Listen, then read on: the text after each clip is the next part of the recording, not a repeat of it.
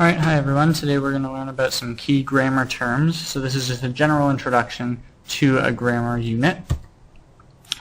So in terms of what we're going to do today, we're going to look at nouns, verbs, independent clauses, subordinate clauses, and sentences.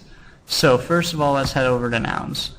Nouns are a person, place, or thing, and in a sentence there must be a noun. You can't have a sentence unless there's some noun somewhere inside it. Typically, a noun is doing some sort of action in the sentence. So if you were thinking of an example, if you said, the dog barked, you have the dog, that's doing something, that's a noun. And then barked would be a verb. So a verb is a word used to describe an action or a state. So an action can be something like walking, talking, fighting, snowboarding, any sort of action word. And so if you think back to the example, the dog barked, dog would be the noun, barked would be the verb. That's what the dog did. And a state is something like the word is, was, that sort of thing, where it's telling you how something exists. And in every sentence, there must be a verb as well. So the dog barked is a complete sentence because it has both a noun, dog, and then a verb, barked. So an independent clause is a statement that can stand alone as a sentence. What that means is that an independent clause has a complete thought. Therefore, independent clauses always have nouns and verbs. There's never an independent clause where there isn't one of those two things. It always has to have a noun, it always has to have a verb. So if we look at our example, I was late, I is the noun, that's the person doing something or being a certain way, and then was is the verb. And so that's a verb that shows a state rather than an action.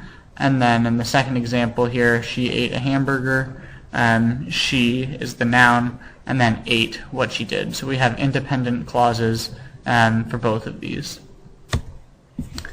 A subordinate clause, also called a dependent clause, is a part of a sentence that does not express a complete thought. So an independent clause can stand on its own, a subordinate clause can't. It must, an independent clause must have a noun and a verb, and so a subordinate clause, sometimes it gives you information, but it doesn't have a noun and a verb. So for example, during the movie, they talked the whole time.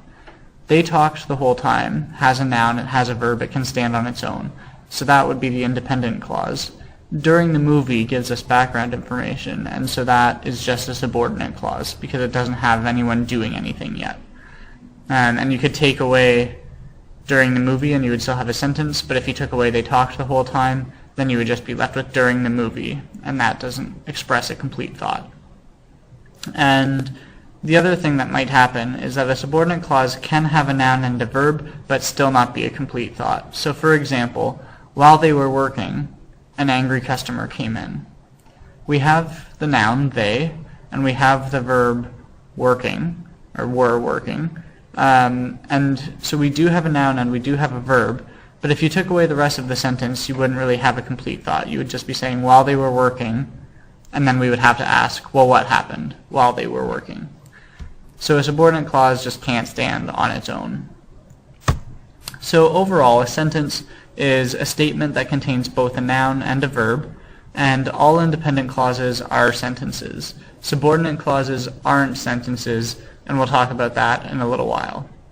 And so just as a quick recap, we looked at nouns, verbs, independent clauses, subordinate clauses, and sentences.